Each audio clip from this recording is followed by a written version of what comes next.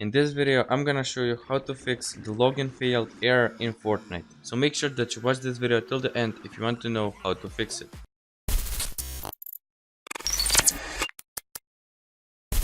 Before we start, I just want to say subscribe to my channel and like this video if it helps, and also use my supporter creator code BoostedAnimalYT. And let's start.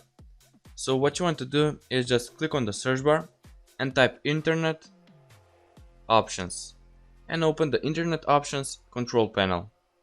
Now what you want to do is go to the connections tab, so it's the fifth one. Click on LAN settings,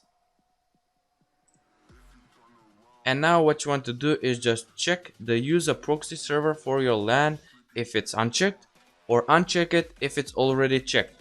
So for me it was unchecked, so I'm gonna check it, click on OK and click on OK again.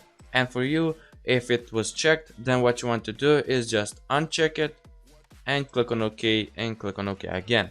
So basically that was it. This was an easy and a quick tutorial, and thanks for watching. Please subscribe and like this video if it helped, and also use my supporter creator code BoostedAnimalYT in the item shop. Thanks for watching again, and bye.